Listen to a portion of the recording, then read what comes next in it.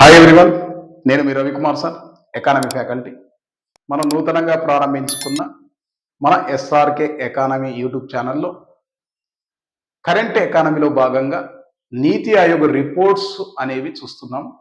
దీంట్లో poverty, health, education and sustainable development and other రిపోర్ట్స్ను మీ ముందు ఉంచుతాను. అందులో భాగంగానే పావర్టీ గురించి చూద్దాం. దానికంటే ముందు ఒక చిన్న విన్నపం అండి. మన ఛానల్ను వీక్షిస్తున్న ప్రతి ఒక్కరు కూడా ఈ ఛానల్ను సబ్స్క్రైబ్ చేసుకోండి. అలాగే మీ మిత్రులకు షేర్ చేయండి. అలా షేర్ చేయడం ద్వారా వారికి కూడా సహకరించిన వారు అవుతారు.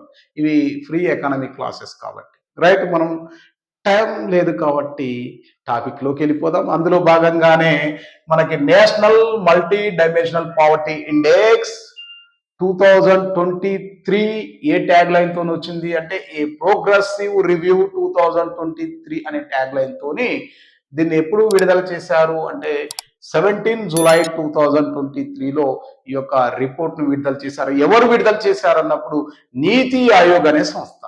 ఎన్నో నివేదిక అన్నప్పుడు సెకండ్ రిపోర్ట్. ఏ డేటా, ఏ ఇయర్కి సంబంధించిన డేటా అంటే 2019-21 డేటా, అంటే 2019 నుంచి 21, అంటే 2 ఫైనాన్షియల్ ఇయర్లు కనపడతాయి అక్కడ. 1920, 2021. 2021 అనగానే అది కోవిడ్ ఎఫెక్ట్ ఇయర్ కాబట్టి 2 ఇయర్స్ తీసుకున్నారు. 2019-21 నుంచి తీసుకొని ఎవరు లెక్కిస్తారు ఈ డేటాను, అసలు ఎవరు సేకరిస్తారు అన్నప్పుడు నేషనల్ ఫ్యామిలీ హెల్త్ సర్వే వారు ఈ యొక్క డేటాను సేకరిస్తారు. సేకరించి ఈ యొక్క నీతి ఆయోగ్ వారికి ఇస్తే నీతి ఆయోగ్ వారు ఈ రిపోర్ట్ను విడుదల చేశారు. అంటే పేదరికానికి సంబంధించిన రిపోర్ట్ను విడుదల చేసింది ఎవరు అంటే నీతి ఆయోగ్. నీతి ఆయోగ్కు ముందున్న సంస్థ ప్లానింగ్ కమిషన్. ప్లానింగ్ కమిషన్ 1950 మార్చి 15 ఏర్పడితే నీతి ఆయోగ్ వచ్చేసి 2015 జనవరి 1న ఏర్పడింది. దేని ప్లేస్ లో? ప్లానింగ్ కమిషన్ ప్లేస్ లో. అసలు ఏం చేస్తాయి అంటే ప్లాన్స్ ను అమలు పరుస్తాయి. ప్లాన్స్ ను అమలు పరిచేటప్పుడు మరి ప్లానింగ్ కమిషన్ కి నీతి ఆయోగ్ మధ్య డిఫరెన్సెస్ అనేది మనము ఈ యొక్క నెక్స్ట్ క్లాస్లలో చూద్దామండి. అయితే నీతి ఆయోగ్ రిపోర్ట్లలో అతి ముఖ్యమైన రిపోర్టు పావర్టీ రిపోర్ట్. ఈ పావర్టీ రిపోర్టును ఎలా తీసుకుంటుంది నీతి ఆయోగ్? అసలు ఏ బేస్ తీసుకుంది అంటే multi dimensional poverty index base చేసుకొని. అంటే ఈ యొక్క మల్టీ డైమెన్షనల్ పావర్టీ ఇండెక్స్ ఎప్పుడు ఏర్పడింది అంటే 2010లో ఏర్పడిందండి. అంటే 2010 నుంచి మల్టీ డైమెన్షనల్ పావర్టీ ఇండెక్స్ ను ప్రపంచవ్యాప్తంగా, దీని అందుకనే global multi dimensional poverty index అంటారు. ప్రపంచవ్యాప్తంగా వివిధ దేశాలకు సంబంధించిన పేదరికాలను తీసుకొని లెక్కిస్తారండి. అయితే ఈ యొక్క global multi dimensional poverty index ను బేస్ చేసుకొని మన యొక్క జాతీయ బహుముఖ పేదరిక సూచిని విడుదల చేస్తున్నారు నీతి ఆయోగ్ వారు అని చెప్పేసి మనం చూడొచ్చు. అయితే ఇక్కడ ఈ యొక్క రిపోర్టును ఎవరు విడుదల చేస్తారు, ఎవరు రూపొందిస్తారు అంటే 2 సంస్థలు కనపడతాయి ఇక్కడ. యుఎన్డిపి అంటాం, యునైటెడ్ నేషన్స్ డెవలప్మెంట్ ప్రోగ్రామ్. మరొక సంస్థ ఏంటి అంటే ఇది ఓపిహెచ్ఐ అంటున్నాం. ఓపిహెచ్ఐ అంటే Oxford poverty and human development initiative అనే సంస్థ. ఈ ఇరువురు కూడా ఈ యొక్క ఎంపీఐను డేటా సేకరించి విడుదల చేస్తారు ప్రతి సంవత్సరం కూడా అండి. ప్రతి సంవత్సరం కూడా ఎంపీఐను, గ్లోబల్ ఎంపీఐను UNDP and OPHI Oxford poverty and human development initiative వారు విడుదల చేస్తారని చెప్పేసి మనం చూడొచ్చు. అయితే ఈ రిపోర్ట్ను బేస్ చేసుకొని ఎన్పిఐ రూపొందించబడుతుంది అని మనం పేర్కొనాలి. అంటే మనకి గ్లోబల్ ఎంపీఐకు ఒక నోడల్ ఏజెన్సీనే మన నీతి ఆయోగ్ అని మనం చెప్పొచ్చు. యుఎన్డిపికి నోడల్ ఏజెన్సీనే నీతి ఆయోగ్. అయితే యుఎన్డిపి సంస్థ ఇప్పుడు ఏర్పడింది మనం చూస్తే 1965లో ఏర్పడిందండి. 1965 నవంబర్ 22వ తారీఖున ఈ యొక్క యుఎన్డిపి అనే సంస్థ ఏర్పడింది. ఈ యొక్క సంస్థ నాటికి అంటే 1965లో ఏర్పడిన తర్వాత ఆ తర్వాత భారతదేశంలో కూడా ప్రవేశించిందండి. 1965 తర్వాత భారతదేశంలో కూడా ప్రవేశించిన తర్వాత నాడు ఇండియాలో నేషనల్ శాంపిల్ సర్వే ఆర్గనైజేషన్ అనే సంస్థ భారత్లో 1951లో ఏర్పడింది. అంటే 1951లో 51 నుంచి పేదరికాన్ని లెక్కిస్తుంది. 1951 నుంచి ఇండియాలో. ఆ తర్వాత క్రమక్రమేణా మనం పరిశీలన చేయొచ్చు. దాని యొక్క హిస్టరీ అనేది గమనిద్దాం. అయితే నీతి ఆయోగ్ రిపోర్ట్ ఎన్నో రిపోర్ట్ ఇది? 21 డేటా అంటే సెకండ్ రిపోర్టు. మరి ఫస్ట్ రిపోర్ట్ ఎప్పుడు విడుదల చేశారు అనేది గమనిస్తే అసలు నీతి ఆయోగ్ వచ్చింది ఎప్పుడు 2015 కదా. 2015 తర్వాత వచ్చిన తర్వాత 2015-16కు సంబంధించిన డేటా అండి. డేటా వచ్చేసింది. డేటా ఇది. ఈ రిపోర్టు సంబంధించిన రిపోర్టును ఎప్పుడు విడుదల చేశారు అన్నప్పుడు మాత్రం 2021లో విడుదల చేశారు అనేది మనం గమనించాలి. 2021 సంవత్సరంలో నవంబర్ 26వ తారీఖున 2021 నవంబర్ 26న ఈ యొక్క ఫస్ట్ రిపోర్ట్ సార్ నీతి ఆయోగ్ సంబంధించిన ఫస్ట్ రిపోర్ట్ అనేది విడుదల చేశారు. ఈ యొక్క అంశాన్ని మనం గమనించాలి. ఫస్ట్ రిపోర్ట్ వచ్చేసి ఏమో 2015-16 డేటా 2021లో విడుదల చేశారు. సెకండ్ రిపోర్ట్ 2019-21 డేటా వచ్చేసి విడుదల చేసింది 2023 జూలై 17వ తారీఖున. ఇది national family health survey 5th survey అండి. ఇది 2019-21కి సంబంధించిన సర్వే వచ్చేసి 5th సర్వే. అంతకుముందు గమనిస్తే 2015-16కి సంబంధించి national family health survey 4th survey. ఇది గమనించాలి. ఓకేనా? అంటే 4th సర్వే. అసలు ఈ నేషనల్ ఫ్యామిలీ హెల్త్ సర్వేను మనం గమనిస్తే ఇండియాలో అసలు ఎప్పుడు స్టార్ట్ అయింది, అసలు దీని బేస్ ఏంటి మనం గమనిస్తే 1992లో స్టార్ట్ అయిందండి. ఈ నేషనల్ ఫ్యామిలీ హెల్త్ సర్వే మనం గమనించినట్లయితే 1992లో 1992లో ఈ నేషనల్ ఫ్యామిలీ హెల్త్ సర్వేని తీసుకున్నారు. 1992లో 1992లో తీసుకున్నారు. ఇది జాతీయ ఆరోగ్య కుటుంబ సర్వే లేదా జాతీయ కుటుంబ ఆరోగ్య సర్వే 1992లో ఏర్పడింది. అప్పటి నుంచి డేటాను తీసి సేకరించడం జరిగింది. ఇప్పటి వరకు 5 డేటాలను ఇవ్వడం జరిగింది. 2015-16 ఇది 4th సర్వే అయితే నేషనల్ ఫ్యామిలీ హెల్త్ సర్వే ఏదైతే ఉందో ఇది 2019-21కి సంబంధించి 5th సర్వేగా మనం భావించాలి. అయితే దీనికి బేస్ ఏంటి అంటే ఈ ఎన్ఎఫ్హెచ్ఎస్ అసలు దేనికి నోడల్ ఏజెన్సీగా పనిచేస్తుంది అంటే యుఎన్డిపి కింద పనిచేసే ఐఐపిఎస్ అంటున్నామండి. ఐఐపిఎస్ అంటే ఏంటంటే international institute for population sciences అనే సంస్థ కింద నేషనల్ ఫ్యామిలీ హెల్త్ సర్వే ఇది బొంబాయిలో ఉంది. ఈ యొక్క సంస్థ పనిచేస్తుంది అని మనం చెప్పవచ్చు. మరి ఈ యొక్క ఎన్పిఐ ఈ national multi dimensional poverty index యొక్క ప్రధాన గోల్ ఏంటి అంటే ఒక లక్ష్యం ఉండాలి కదా. ప్రతి లక్ష్యం మనం దేని నిర్దేశిస్తుంది అనేది గమనిస్తే ఆ లక్ష్యాన్ని ఎలా చేరాలో ఆ గమ్యాన్ని ఎలా ముందుకెళ్లాలో అనే అంశాల గురించి మనం చూడొచ్చు. దాంట్లో దీని యొక్క ప్రధానమైనది ఏంటంటే సస్టైనబుల్ డెవలప్మెంట్ గోల్స్. ఈ సస్టైనబుల్ డెవలప్మెంట్ గోల్స్ ను 2015లో యుఎన్ఓ వారు రూపొందించి జనరల్ అసెంబ్లీలో మరి ఆమోదించడం జరిగింది. మొత్తం 17 గోల్స్ ఉంటాయి. అందులో ప్రధానంగా పావర్టీకి సంబంధించి అంటే national multi dimensional poverty index ను రూపుమాపడానికి 2 లక్ష్యాలు ఉన్నాయి. ఏంటి? Sustainable development goal 1, goal 2. Goal 1 అంటే పావర్టీ, గోల్ 2 అంటే జీరో హంగర్ అంటే ఏంటంటే పేదరికము మరియు ఆకలి సమస్యను తీర్చడం. ఎప్పటి వరకు? అజెండా 2030 వరకు 2030 మార్చి 31 క్లోజ్ అయిపోవాలి. ఇవి పేదరికము ఆకలి సమస్య అనేది తీర్చగలగాలి. ఎంతవరకు తీర్చగలిగితే అంత మంచిదని చెప్పేసి నాడు ఐక్యరాజ్య సమితిలో ఈ యొక్క సాధారణ సభలో పేర్కొనడం జరిగింది. 17 లక్ష్యాలతో ముందుకు రావడం జరిగింది.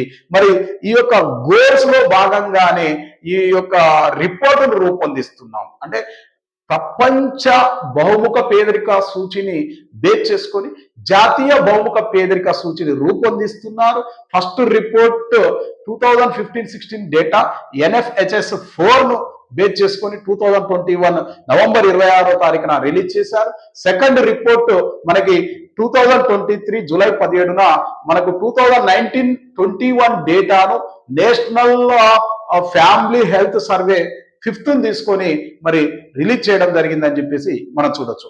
ఇలా మనం గమనిస్తే మరొక అంశం ఏంటి అనేది మనం పరిశీలిస్తే ఈ యొక్క ఎన్పిఐ అంటే national multi dimensional poverty index ను నీతి ఆయోగ్ వారు రూపొందించేటప్పుడు ఒక కమిటీని వేస్తారండి. ఆ కమిటీనే ఎంపిఐ కోఆర్డినేషన్ కమిటీ అని చెప్పేసి కోఆర్డినేషన్ కమిటీని రూపొందిస్తారు.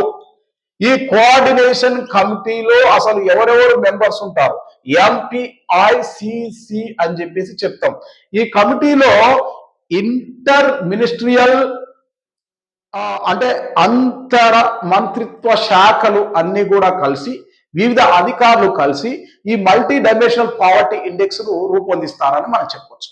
ఇందులో మనం గమనిస్తే హెల్త్ మినిస్ట్రీ కానీ, ఎడ్యుకేషన్ కానీ, న్యూట్రిషన్ కానీ, అలాగే శానిటేషన్ కానీ, అలాగే ఎడ్యుకేషన్ కానీ, ఎలక్ట్రిసిటీ కానీ, రూరల్ డెవలప్మెంట్ కానీ, అలాగే అర్బన్ డెవలప్మెంట్ కానీ, ఈ మినిస్ట్రీస్ అందరూ కూడా ఇందులో మెంబర్స్ గా ఉంటారు. అలాగే వివిధ అధికారులు కూడా ఉంటారు.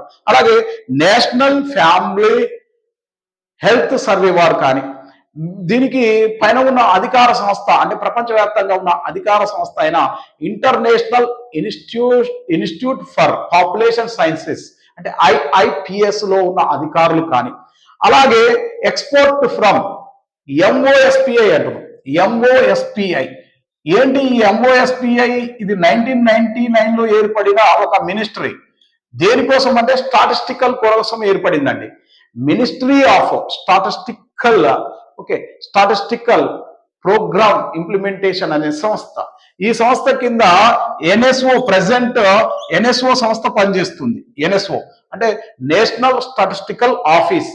ఈ నేషనల్ స్టాటిస్టికల్ ఆఫీస్ ఎలా ఏర్పడిందంటే ఎన్ఎస్ఎస్ఓ ప్లస్ సిఎస్ఓ. ఎన్ఎస్ఎస్ఓ అంటే ఏంది?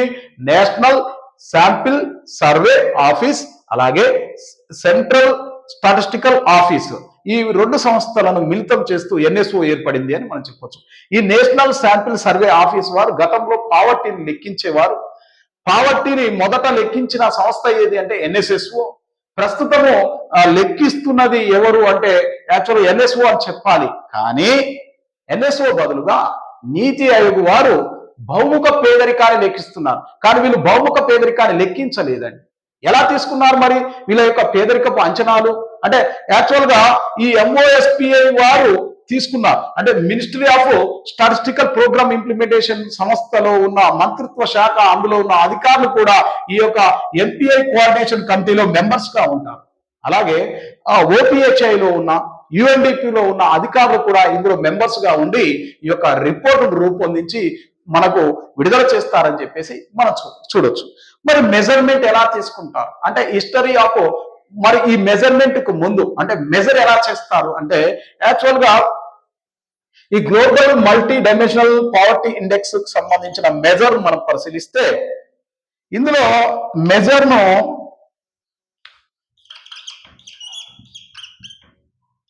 ఎంపీఐ మెజర్మెంట్ వరల్డ్ బ్యాంక్ వారు రూపొందిస్తారండి. వరల్డ్ బ్యాంక్ అంచనాల ప్రకారం, ప్రపంచ బ్యాంకు అంచనాల ప్రకారం ఏ విధంగా లెక్కిస్తారు అనేది మనం చూడాలి. వరల్డ్ బ్యాంక్ అంచనా తీసుకున్నట్లయితే అసలు పేదవారు అంటే ఎవరు, పేదరికము అంటే ఏంటి, పేదవారు అంటే సంఖ్య, పేదరికం అంటే శాతం పరంగా చూస్తాం. ఇక్కడ మనం గమనించినట్లయితే 2015-16 డేటా తీసుకున్నప్పుడు, 2017-16 డేటా తీసుకున్నప్పుడు ఈ డేటాలో $1.9 $1.9 అంటే ప్రపంచ బ్యాంకు వారి నిర్వచనం ప్రకారం ఎవరైనా ఒక వ్యక్తి సాధారణంగా ఒక రోజులో కనీసం $1.9 ఆదాయము పొందకపోతే వారిని పేదవారు అంటారండి. అంటే మినిమం ఎంత పొందాలి? $1.9 పొందాలి ఫర్ డే. ఒక రోజుకు $1.9 కనీస వినియోగ వ్యయం కోసం ఖర్చు చేయడానికి ఎంత ఆదాయం పొందాలంటే $1.9 పొందాలి. అలా పొందిన వారు పేదవారు కారు, అంతకంటే తక్కువ పొందిన వారు పేదవారు అవుతారు. అంటే ఇక్కడ మనం గమనిస్తే $1.9 ఇలా తీసుకున్నట్లయితే ఇక్కడ బిలో ఉన్నవారు బిలో పావర్టీ లైన్ పీపుల్ అని, ఎబో ఉన్నవారు ఎబో పావర్టీ లైన్ పీపుల్ అని చెప్పేసి మనం చూడవచ్చు. అంటే 2015-16 డేటాను తీసుకున్నప్పుడు వరల్డ్ బ్యాంక్ అంచనా ప్రకారం ఈ విధంగా తీసుకోవడం జరిగింది. అంటే ప్రపంచ బ్యాంక్ అంచనాను బేస్ చేసుకొని యుఎన్డిపి వారు ఈ క్యాలిక్యులేషన్ చేశారు. ఇక మరొక రిపోర్టు మనకి ఇటీవల వచ్చింది 2019-21కి సంబంధించి తీసుకున్నట్లయితే ఎంత బేస్ తీసుకున్నారు అంటే $2.15 $2.15 వెరీ వెరీ ఇంపార్టెంట్ అండి. $2.15 బేస్ చేసుకొని ప్రపంచ బ్యాంక్ అంచనా వేస్తుంది. $2.15 లెక్కిస్తున్నాం, రూపాయలలో కాదు, రూపాయలలో లెక్కించినప్పుడు 75 నుంచి 80 ఉంటుంది. అయితే ఇక్కడ $2.15 ప్రతిరోజు ఒక వ్యక్తి ఈ ఆదాయాన్ని పొందలేకపోతే, అంటే తాను ఖర్చు చేయడానికి కనీసము $2.15 ప్రతిరోజు ఆదాయంగా పొందలేకపోతే వారు పేదవారు అవుతారు, పేదరికంలో ఉన్నవారు అవుతారు. ఒకవేళ 2.15కి ఎబో సంపాదించుకున్నట్లయితే వాళ్ళు ఎబో పావర్టీ లైన్, బిలో ఉంటే బిలో పావర్టీ లైన్ $2.15 పొందిన వారు పేదవారు అవుతారని చెప్పేసి మనకి ఈ యొక్క వరల్డ్ బ్యాంక్ అంచనా ప్రకారము మనకి యుఎన్డిపి అండ్ ఓపిహెచ్ఐ వారు మనకి global multi dimensional poverty index ను రూపొందిస్తున్నారు అని మనం చెప్పవచ్చు. దీన్ని బేస్ చేసుకున్నట్లయితే మన యొక్క ఇండియాలో అసలు హిస్టరీ ఆఫ్ పావర్టీ మెజర్మెంట్ ఎలా ఉంది అంటే మెజర్ చేయడానికి ఉన్న చరిత్ర ఏంది అని మనం గమనిద్దాం. భారత్లో పావర్టీ మెజర్మెంట్ ఎలా ఉంది మనం గమనిస్తే, ఫస్ట్ ఇండియాలో స్వాతంత్రం రాకముందు 1901లో దాదాబాయి నౌరోజీ గారు, ఎవరైనా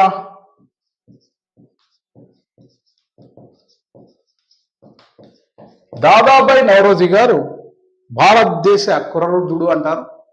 ఈయన మొదటి ఆర్థికవేత్తగా కూడా మనం పేర్కొనవచ్చండి. ఇతను ఒక గ్రంథాన్ని రచించాడు, అదేంటంటే poverty and an British rule in India అనే గ్రంథాన్ని రాయడం జరిగింది. పావర్టీ అన్ బ్రిటిష్ రూల్ ఇండియా. ఈ గ్రంథంలో పేర్కొన్న ప్రకారం మనం పరిశీలిస్తే ఈయన తీసుకున్నది కాస్ట్ ఆఫ్ సబ్సిస్టెన్స్ డైట్ అని చెప్పేసి మనం చెప్తామండి. కాస్ట్ ఆఫ్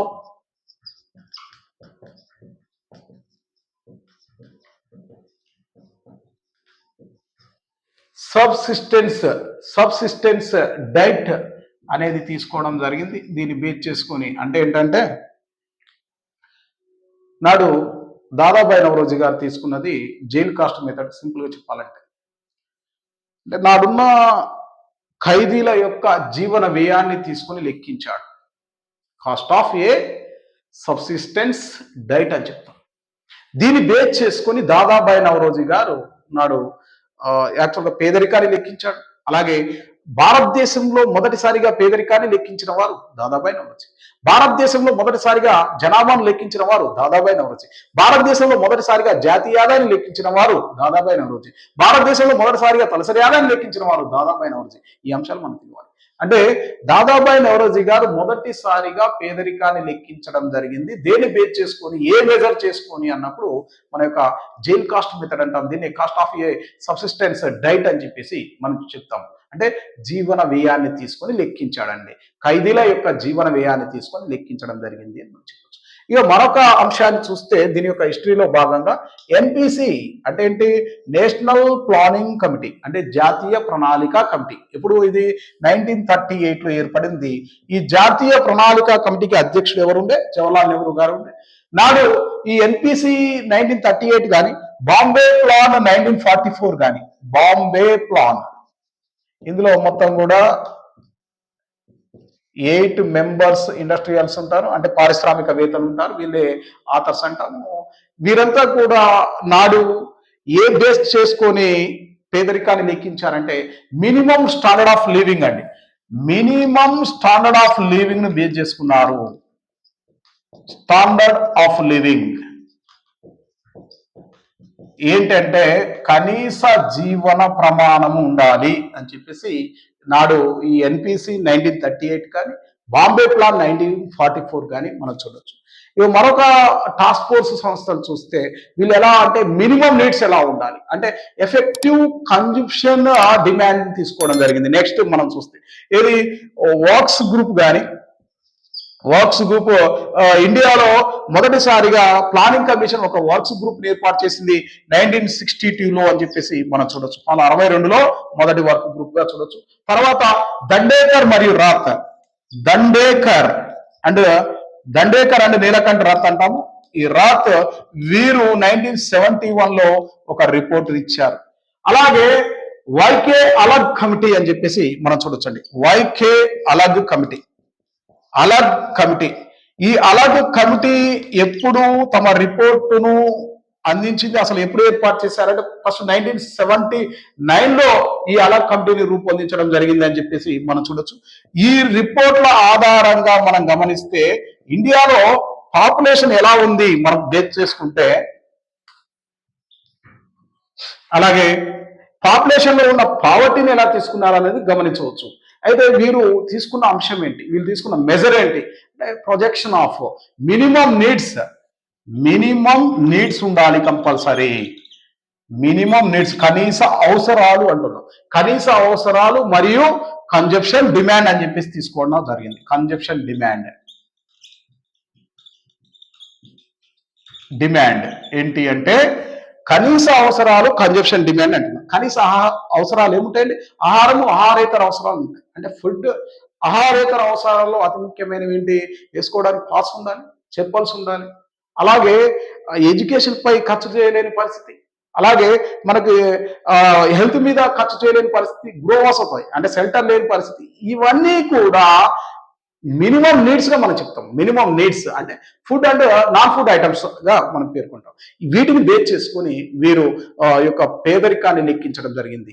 వీరు లెక్కించిన ప్రకారం రూరల్లో 2400 క్యాలరీస్ ఫుడ్ తీసుకోకపోతే, ఒక రోజుకి ఒక వ్యక్తి కనీసము 2400 క్యాలరీల ఆహారాన్ని తీసుకోకపోతే వారు పేదవారుగా గుర్తించాలని మనకి వైకే అలగ్ కమిటీ సూచించింది. అలాగే అర్బన్ ఏరియాస్ లో అయితే 2100 క్యాలరీస్ తీసుకోకపోతే మనకు వాళ్ళు పేదవారుగా తీసుకోవాలని పేదరికాన్ని మెజర్మెంట్ గా తీసుకున్నారని చెప్పేసి మనం చూడొచ్చు. ఇక మన తర్వాత ఏర్పడిన కమిటీలు మనం గమనిస్తే లకడావాలా కమిటీ అండి. లకడావాలా కమిటీ మనం గమనించినట్లయితే లకడావాలా కమిటీ, ఈ లకడావాలా కమిటీ ఎప్పుడు ఏర్పడింది మనం గమనిస్తే ఈ కమిటీ వచ్చేసి 93లో ఏర్పడింది. 1993లో ఏర్పడింది. తర్వాత సచిన్ టెండూల్కర్ కమిటీనా కాదు, సురేష్ టెండూల్కర్ కమిటీ అండి. Tendulkar committee, Suresh Tendulkar committee. ఈ కమిటీని మొదటిసారిగా ఏర్పాటు చేసింది, యాక్చువల్ గా దీన్ని ఏర్పాటు చేసింది 2009లో ఒకసారి, 2011లో ఒకసారి. ఈయన మధ్యన చనిపోవడం ద్వారా తర్వాత 2009 అని చెప్పేసి మనం చెప్తున్నాం, 2009. అలాగే మరొక కమిటీ వచ్చేసి రంగరాజన్ కమిటీ.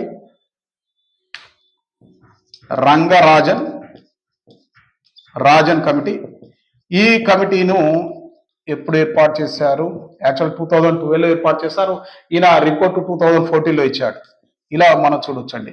ఈ ముగ్గురు కూడా అంటే ఈ 3 మెంబర్స్ ప్రకారం చూస్తే కన్జప్షన్ అండ్ ఎక్స్పెండిచర్ తీసుకోవడం జరిగింది. కన్జప్షన్ అండ్ ఎక్స్పెండిచర్ ఎలా తీసుకున్నారు అంటే లకడావాలా 1993లో, ఈయన 1973-75కి సంబంధించిన డేటా తీసుకొని లెక్కించాడండి. అయితే ఈయన లెక్కించేటప్పుడు ఈయన కనీసము మంత్లీ ఫర్ క్యాపిటా ఎక్స్పెండిచర్ తీసుకున్నాడు, ఎన్పిసిఈ వాల్యూ అని. ఈ ఎన్పిసిఈ వాల్యూ ఎలా ఉండాలి, రూరల్లో అయితే ఫర్ మంత్ కి 49 రూపీస్ ఉండగలగాలి, అది 1973లో. అలాగే అర్బన్ లో అయితే 57 రూపీస్ ఉండాలని చెప్పేసి లకడావాలా కమిటీ పేర్కొన్నది. అలాగే టెండూల్కర్ కమిటీ తీసుకుంటే రూరల్లో 816 ఉండాలి, అర్బన్ లో అయితే 1000 రూపీస్ అని ఉండాలి ఎంపీసీ వాల్యూ అని చెప్పాడు. రంగరాజన్ తీసుకున్నట్లయితే 972 అంటే 972 రూపీస్ రూరల్ లో ఉండాలని, అర్బన్ లో 1407 అంటే 1407 రూపాయలు ఉండాలి, అది అర్బన్ లో అయితే అని చెప్పేసి చెప్పడం జరిగింది. దీన్ని బేస్ చేసుకొని వీరు కన్జప్షన్ అండ్ ఎక్స్పెండిచర్ ను ఎలా తీసుకున్నారంటే లకడావాలా గారు యూఆర్ అంటే ఇక్కడ యూనిఫామ్ రీకాల్ పీరియడ్ అని చెప్పేసి యూఆర్పి మెథడ్ లో లెక్కించాడండి లకడావాలా, యూఆర్పి. టెండూల్కర్ గారు అయితేనేమో మనకి మిక్స్డ్ రీకాల్ పీరియడ్ ఎంఆర్పి తీసుకున్నాడు. మరి మాడిఫై మిక్స్డ్ రీకాల్ పీరియడ్ తీసుకున్నదేమో రంగరాజన్ తీసుకున్నాడు. ఇలా మెజర్స్ తీసుకొని లెక్కించడం జరిగింది మన ఇండియాలో అనేది గమనించాలి. అయితే నెక్స్ట్ అసలు ఎలాంటి మెజర్స్ ఉంటాయి అంటే మల్టీ డైమెన్షనల్ పావర్టీ ఇండెక్స్ లెక్కించడానికి ప్రస్తుతం ఉన్న అంశాలు ఏంటి అంటే గతంలో వీళ్ళంతా లెక్కించింది ఏంటి ఇండివిజువల్ గా లెక్కించారు. ఇండివిజువల్ గా అంటే పేదరికాన్ని తీసుకున్నప్పుడు ఏదో కొన్ని ఐటమ్స్ తీసుకొని లెక్కించారు. ఇప్పుడు అలా లెక్కించకూడదు, బహుముఖ కోణాలలో లెక్కించాలి. అలా లెక్కించినప్పుడే పేదరికం కరెక్ట్ గా అర్థమవుతుంది అని చెప్పేసి వివరించడం జరిగింది. మరి పేదరికానికి ప్రస్తుతం కూడా ఎలాంటి నిర్వచనాలు లేవు. ఇండియాలో నీతి ఆయోగ్ కూడా ఎలాంటి నిర్వచనం ఇవ్వలేదు. కానీ ఎలా మెజర్స్ చేయాలో మరి మెజర్మెంట్ ఎలా ఉండాలి అని చెప్పేసి ఇవ్వడం జరిగింది. చూద్దాం.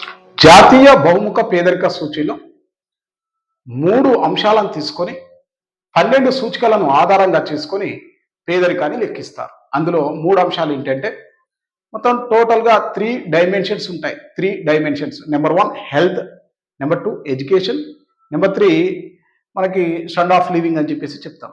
ఈ మూడింటికి కూడా మొత్తం 12 ఇండికేటర్స్ ఉంటాయి. అంటే 12 సూచికలు ఉంటాయి. ఏంటంటే number 1 nutrition, number 2 child and adolescent mortality, number 3 maternal health, number 4 years of schooling, number 5 school attendance, number 6 cooking fuel, number 7 sanitation, number 8 drinking water, number 9 housing, number 10 electricity, number 11 assets, number 12 banking accounts. ఇలా మొత్తం 12 indicators తీసుకొని మనకి measurement చేసి ఆ తర్వాత poverty ఎలా ఉంది అనేది క్యాల్కులేషన్ చేస్తారు. అయితే ఇక్కడ క్యాల్కులేషన్ చేసేటప్పుడు health, education, standard of living కి ఈక్వల్ షేర్ ఇస్తారు. ఈక్వల్ షేర్ అంటే ఎలా అంటే ఈ 3 డైమెన్షన్స్ కి ఫర్ ఎగ్జాంపుల్ హెల్త్ ఉంది 1/3 1/3 1/3 అంటే ఎంత 33.33% తీసుకుని ఈ యొక్క క్యాల్కులేషన్ తీసుకుంటారు. అయితే హెల్త్ కి సంబంధించి ఎన్ని ఇండికేటర్స్ ఉంటాయి ఇలా అడిగినప్పుడు మనకి హెల్త్ కి సంబంధించి 3 ఇండికేటర్స్ 3 ఇండికేటర్స్ ఉన్నాయి. అవేంటి నెంబర్ 1 న్యూట్రిషన్ అంటున్నాం, తర్వాత number 2 child adolescent mortality, number 3 maternal health అని చెప్పేసి చెప్తున్నాం.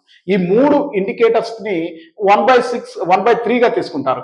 తీసుకునేటప్పుడు ఇక్కడ పోషకాహార లోపం అంటున్నాం. పోషకాహార లోపం 1/6 అంటే సగభాగం తీసుకొని మిగిలిన రెండింటికి సగభాగం ఇస్తారు. అయితే ఇక్కడ న్యూట్రిషన్ 1/6 అయితే child adolescence mortality 1/12, maternal health కు 1/12 ఇలా తీసుకొని మనకి హెల్త్ అనే అంశాన్ని లెక్కించడం జరిగింది. మరి న్యూట్రిషన్ తీసుకునేటప్పుడు భారతదేశంలో న్యూట్రిషన్ ఎలా ఉంటుంది అంటే పోషకాహార లోపం కలిగిన వారు 70 సంవత్సరాల లోపు పోషకాహార లోపం కలిగిన వారు ఎలా ఉన్నారు అంటే పోషకాహార లోపం ఎక్కువగా ఉన్న వారిని పేదవారుగా గణిస్తారు.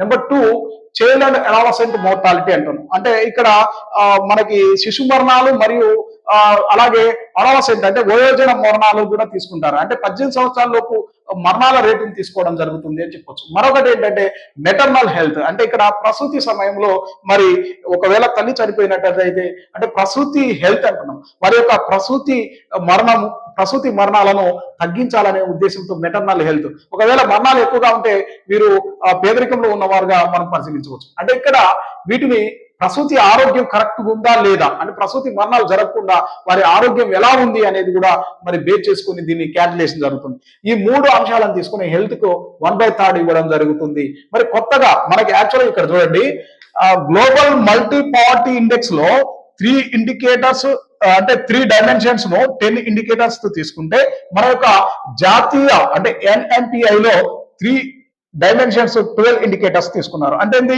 కొత్తగా ఒక 2 అంశాలను చేర్చారండి. మన యొక్క జాతీయ బహుముఖ పేదరిక సూచిలో 2 సూచికలను ప్రధానంగా చేర్చడం జరిగింది.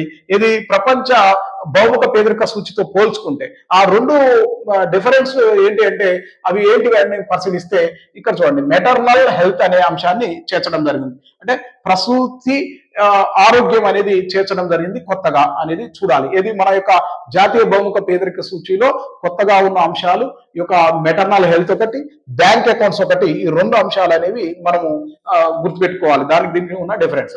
మరి సెకండ్ ఎడ్యుకేషన్ సంబంధించి చూద్దాం. ఎడ్యుకేషన్ ఈ విద్యకు సంబంధించి చూస్తే దీనికి కూడా 1/3 మనకి 33.33% ఇస్తారు. ఇందులో 2 ఇండికేటర్స్ ఉన్నాయి. ఒకటి 4, 5 ఏమున్నాయి ఇయర్స్ ఆఫ్ స్కూలింగ్ అంటున్నాం. ఇయర్స్ ఆఫ్ స్కూలింగ్ అంటే ఇక్కడ విద్యకు వెళ్ళే సంవత్సరాలు అంటే ఎలా అంటే పాఠశాల విద్యకు వెళ్ళే సంవత్సరాలు తీసుకున్నట్లయితే 10 సంవత్సరాలకు పైన వాడివను 10 years పైబడిన విద్యార్థులు పాఠశాలకు వెళ్ళే కాలం తీసుకుంటారండి. అలా మనం తీసుకున్నట్లయితే ఇయర్స్ ఆఫ్ స్కూలింగ్ అంటాం. దీనికి 1/6 ఉంటుంది.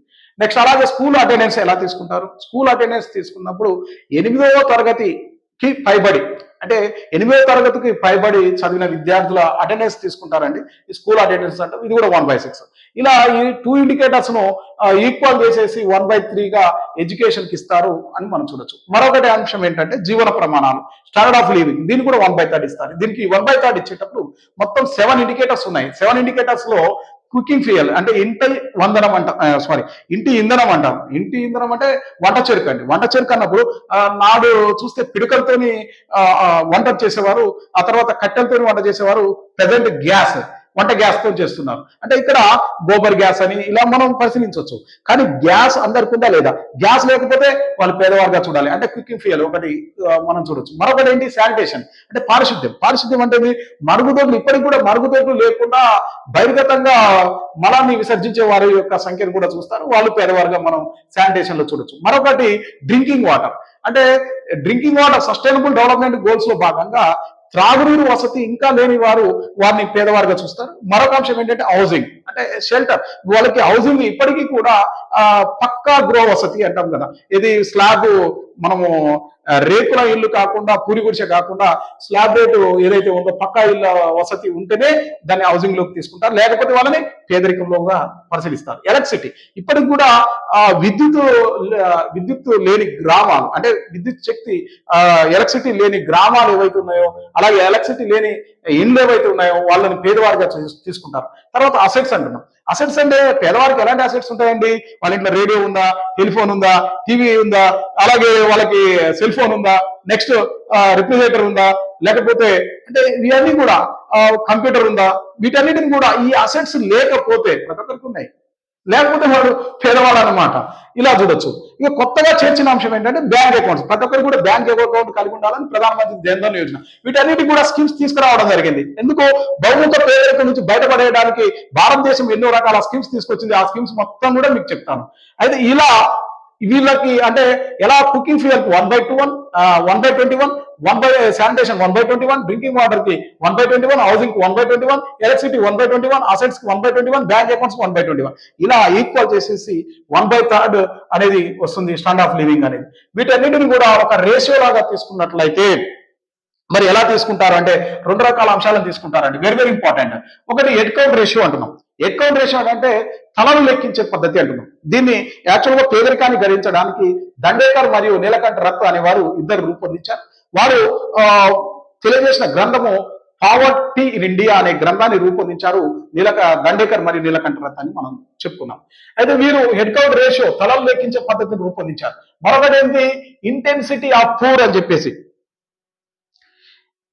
వీళ్ళు ఇంటెన్సిటీ ఆఫ్ పూర్ అంటున్నాం. అంటే ఏంది? పేదరికపు తీవ్రత గురించి భారత్ లో రవాలియన్ అనే వ్యక్తి మరి రూపొందించడం జరిగింది. ఈ యొక్క రేషియోస్ అంటే multi dimensional poverty index equal to H/I అంటున్నాం. Head count ratio into intensity of poor అంటున్నాం. అంటే పేదరికం ఇప్పుడు హెడ్ కౌంట్ రేషియో లెక్కించేటప్పుడు హౌ మెనీ ఆర్ పూర్ అంటే పేదవారు ఎంతమంది ఉన్నారని లెక్కిస్తాం. First number 1. నెంబర్ 2 ఏంటి? How poor are the poor అని చెప్పేసి, అంటే పేదవారిలో నిరుపేదలు ఎంతమంది అని. ఇలా 2 రకాలుగా లెక్కించడం జరుగుతుంది. ఈ రెండింటిని కూడా ఇంటూ చేస్తే అంటే H/I చేస్తే మనకి ఎంపీఐ వాల్యూ వస్తుందని మనం చెప్పొచ్చు. ఇలా ఎంపీఐ వాల్యూ స్కేల్ ఎలా తీసుకుంటారంటే 0 నుంచి 1 మధ్య తీసుకుంటారండి. స్కేల్ 0 నుంచి 1 మధ్య. 0 ఉన్నట్లయితే ఫర్ ఎగ్జాంపుల్ పేదవారు తక్కువగా ఉన్నారని, ఒకవేళ ఆ స్కేల్ 1 దగ్గర ఉన్నట్లయితే పేదరికం అత్యధికంగా ఉన్న దేశాలు అని చెప్పేసి మనం చూడాలి. అంటే పేదరికం తక్కువగా ఉన్న దేశాలేమో 0 దగ్గర ఉంటాయి, పేదరికం అత్యధికంగా ఉన్న దేశాలేమో 1 దగ్గర ఉంటాయి. ఇలా ఈ డైమెన్షన్స్ తో ఇండియాలో కూడా 0 నుంచి 1 మధ్య ఉన్న రాష్ట్రాలను తీసుకున్నట్లయితే అంటే రాష్ట్రాలకు కేంద్రపాలిత ప్రాంతాలు పేదరికంలో ఎలా ఉన్నాయని చెప్పేసి మనం జాతీయ బహుముఖ పేదరిక సూచిని లెక్కిస్తున్నాం. అలా లెక్కించినప్పుడు తలను లెక్కించే పద్ధతి హెడ్ కౌంట్ రేషియోని తీసుకున్నాం. అలాగే పేదరికపు తీవ్రతను తీసుకుంటున్నాం. పేదరికపు తీవ్రత అంటే ఏంటి?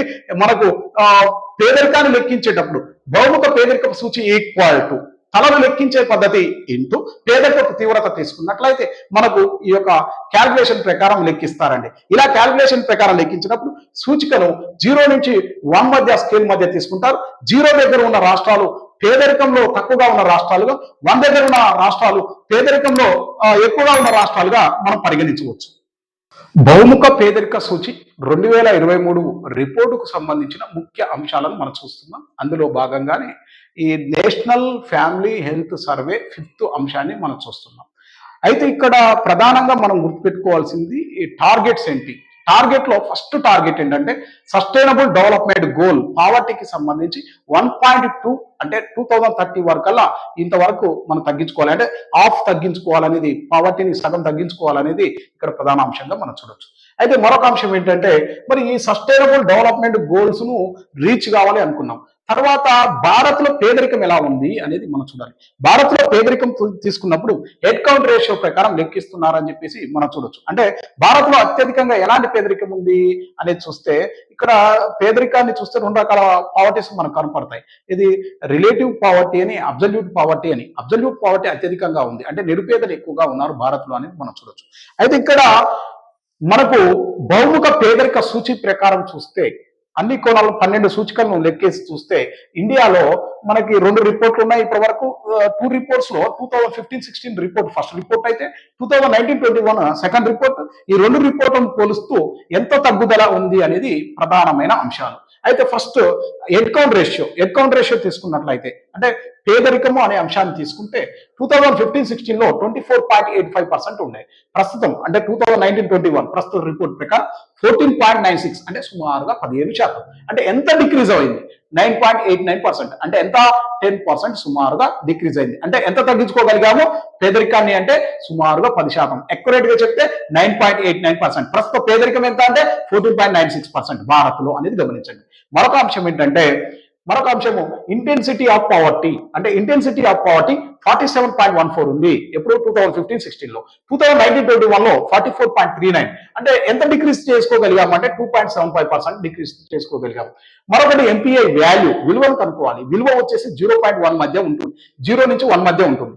0 అంటే అతి తక్కువ పేదరికం కలిగిన రాష్ట్రాలు, 1 అంటే అతి ఎక్కువ పేదరికం కలిగిన రాష్ట్రాలు, అంటే ఈ మధ్య మనం చూడొచ్చు. అయితే ప్రస్తుతం 2015-16 లో మాత్రం 0.117 వాల్యూ ఉంటే, ప్రస్తుతం 2019-21 లో మాత్రం 0.066 ఉంది. మరి ఎంత డిక్రీజ్ చేసుకోగలిగామంటే విలువను 0.051 డిక్రీజ్ చేసుకోగలిగాం. ఇది మనకు భారత్ లో చూస్తే యావరేజ్. అదే గ్రామీణ భారత్ లో చూస్తే, అంటే రూరల్ ఏరియాస్ లో చూస్తే ఎలా ఉంది అంటే 2015-16 లో ఎలా ఉంది, 1920 లో ఎలా ఉంది, ఎంత డిక్రీజ్ చేసుకున్నాం అనేది మనం పోలుస్తున్నాం. ఇక్కడ మనకి హెడ్ కౌంట్ రేషియో, అంటే ఇక్కడ పేదరికం చూస్తే 2015-16 లో మనకి గ్రామీణ పేదరికం వచ్చేసి 32.59% ఉంటే, మనకి 2019-21 లో 19.28%. అంటే ప్రస్తుతం గ్రామీణ పేదరికం ఎంత అండి? 19.28%. మరి ఎంత డిక్రీజ్ చేసుకోగలిగాము? 13.31% డిక్రీజ్ చేసుకోగలిగాం. మరి అలాగే మనకి ఇంటెన్సిటీ ఆఫ్ పావర్టీ రూరల్ లో 2015-16 లో 47.38 ఉంటే 2019-21 లో 44.55%. అంటే ఇంత ఇంటెన్సిటీ అనేది, పేదరికపు తీవ్రత అనేది తగ్గించుకోగలిగాం. ఎంత తగ్గించుకోగలిగాము? 2.83%. అలాగే ఎంపీఐ వాల్యూ, గ్రామీణ పేదరికపు ఎంపీఐ వాల్యూ 0.154 2015-16 లో ఉండే, 2019-21 లో 0.086%, 86 వాల్యూ అనేది మనం చూడొచ్చు. అయితే ఎంత డిక్రీజ్ చేసుకోగలిగామంటే 0.068. ఇలా మనం చూడాలి. అంటే ఇది గ్రామీణ పేదరికం చూసాం. మరి పట్టణాల్లో ఎలా ఉంది? పట్టణ పేదరికం చూస్తే 2015-16 లో 2019-21 లో, అంటే గత రిపోర్టు ప్రస్తుత రిపోర్టును పోలుస్తూ ఎంత పెరిగింది ఎంత తగ్గింది అనేది చూస్తున్నాం. అయితే తగ్గుదల మాత్రమే జరిగింది. ఇక్కడ హెడ్ కౌంట్ రేషియో అంటే ఇది పేదరికము 2015-16 లో 8.68 ఉండే. ఇది పట్టణ పేదరికము. 2019-21 అంటే ప్రస్తుతం 5.27 ఉంది. అంటే ఏంటి? 3.38% అని చెప్పేసి మనం చూడొచ్చు. అయితే ఇక్కడ అలాగే మనకి ఈ యొక్క ఇంటెన్సిటీ అంటే పేదరిక తీవ్రత అంటే 2015-16 లో 45.27 ఉంటే, 2019-21 అంటే ప్రస్తుతం 43.1 అనేది మనం చూడొచ్చు. అంటే ఎంత తగ్గిందండి? 2.17. అలాగే ఎంపీఐ వాల్యూ ఇక్కడ 2015-16 లో 0.039 ఉంటే, 2019-21 లో 0.023. అలాగే అంటే ఎంత డిక్రీజ్ చేసుకోగలిగాము? 0.016. ఇక్కడ గమనించాలి ఏంటంటే, భారత్ లో మనకి 2019-21 ప్రకారం పేదరికాన్ని అత్యధికంగా తగ్గించుకున్నది అంటే గ్రామీణ పేదరికం అతి తక్కువగా, అంటే ఎక్కువ తగ్గించుకున్నాం. ఎంత అండి?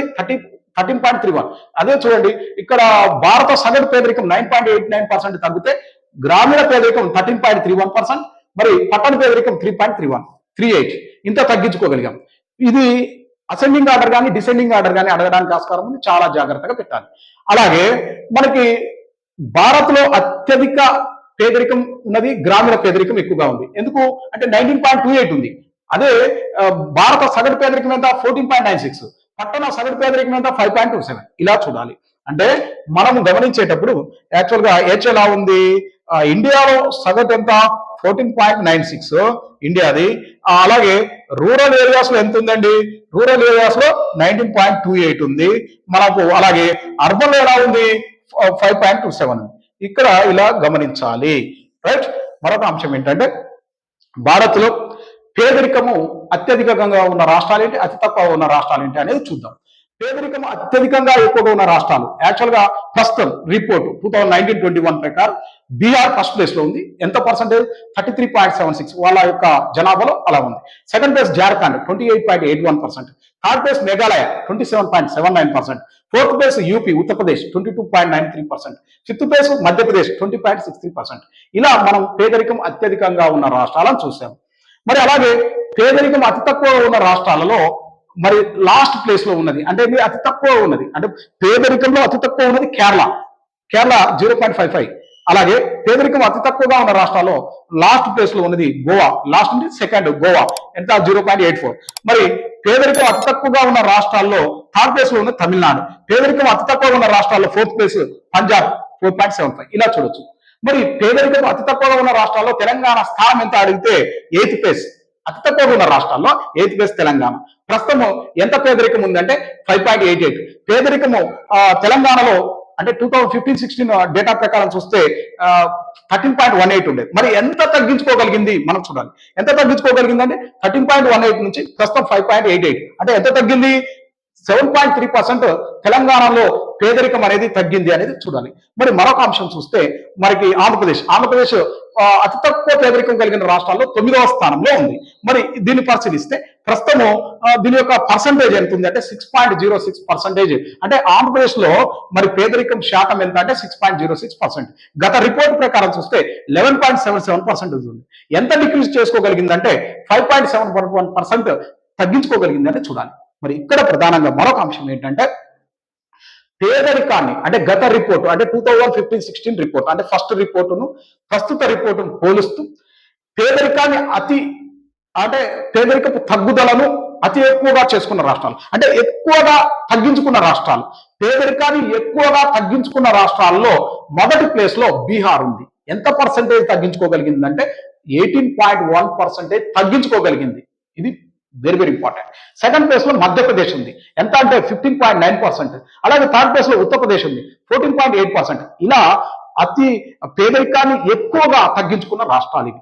పేదరికాన్ని తక్కువ తగ్గించుకున్న రాష్ట్రాల్లో ఫస్ట్ కేరళ, సెకండ్ పంజాబ్ మనం ఇలా చూడొచ్చు. ఇక మరొక అంశం ఏంటంటే మరి ఇంతకీ పేదరికం అసలు ఎందుకు తగ్గింది, అసలు ఏ వాల్యూస్ ఇంక్రీజ్ కావడం వల్ల అంటే 12 సూచికలు మనం తీసుకుంటే 12 సూచికల్లో ఇప్పుడు వంట ఇంధనం అంటే గ్యాస్ పెరగడం వల్ల కావచ్చు, అలాగే శానిటేషన్ పెరగడం వల్ల కావచ్చు, అలాగే అంటే మనకు వాటర్ మంచినీటి సౌకర్యాలు పెరగడం వల్ల కావచ్చు, ఈ ప్రధాన అంశాలు పెరగడం వల్ల ఆటోమేటిక్ గా పేదరికం తగ్గిందని చెప్పేసి మనకి ఈ రిపోర్ట్ చెప్తుంది. అలాగే మనకి ఈ యొక్క ఇంటెన్సిటీ ఆఫ్ పావర్టీని తగ్గించుకున్న రాష్ట్రాలలో ఫస్ట్ యూపీ కానీ బీహార్ కానీ, third Madhya Pradesh, fourth Odisha, fifth Rajasthan అని మనం చూడొచ్చు. మరి ఇప్పటి వరకు భారతదేశంలో పేదవారి సంఖ్య అత్యధికంగా ఉన్న రాష్ట్రం మనము చూసినట్లయితే యూపీ రాష్ట్రం మనం చూడొచ్చు. అయితే ఇక్కడ ఈ యొక్క పేదవారిలో అత్యధికంగా అంటే 2015-16 2019-21 డేటా చూస్తే ఈ డేటా ప్రకారం ఎంతమంది పేదవారు బయటపడ్డారంటే 13.5 crores అంటే సుమారుగా 135.5 millions జనాభా పేదరికం నుంచి బయటపడ్డారని మనం చూడొచ్చు. అయితే ఇక్కడ 2015-16లో 365.5 millions జనాభా మనం పేదరికంలో ఉంది. యాజ్ పర్ 2011 సెన్సస్ ప్రకారం 2011 జనాభా లెక్కల ప్రకారం 121 కోట్ల జనాభాలో సుమారుగా 36.55 crores జనాభా మరి పేదరికంలో పావర్టీలో ఉన్నారని. అయితే ఇప్పుడు ప్రస్తుత రిపోర్టు 2019-20 ప్రకారం సుమారుగా 23 కోట్ల మంది 23 crores అంటే 230 million పేదరికంలో ఉన్నారని. మరి ఎంత తగ్గించుకోగలిగాము అన్నప్పుడు 13.5 crores తగ్గించుకోగలిగాం. అంటే ఎంత? 135.5 మిలియన్ల జనాభా తగ్గించుకోగలిగాం అనేది మనం ప్రధానంగా ఇందులో చూడవలసిన అంశాలు. ఇంకా డెప్త్కి వెళ్ళాలన్నప్పుడు పావర్టీ అనే టాపిక్ చెప్పినప్పుడు, మల్టీ డైమెన్షనల్ పావర్టీ ఇండెక్స్ చెప్పినప్పుడు ఆ ఇండెక్స్ లో ప్రతి ఇండెక్స్ లో ఎలా తగ్గుదల ఉంది, ఎలా పెరుగుదల ఉంది అనేది మనం గమనిద్దాం. అలాగే సస్టైనబుల్ డెవలప్మెంట్ గోల్స్ చెప్పేటప్పుడు అందులో కూడా పావర్టీ అనే మొదటి గోల్ లో ఏ విధంగా ఇంక్రీజెస్ డిక్రీజెస్ అయ్యాయో కూడా మనం పరిశీలిద్దాం. మరి అప్పటి వరకు సెలవు. ముందుగా మరొక విన్నపం ఏంటంటే, కంపల్సరీ మన యొక్క ఎస్ఆర్కే ఎకానమీ యూట్యూబ్ ఛానల్ను సబ్స్క్రైబ్ చేసుకోండి. అలాగే మీ మిత్రులకి షేర్ చేయండి. Thank you so much. ధన్యవాదాలండి.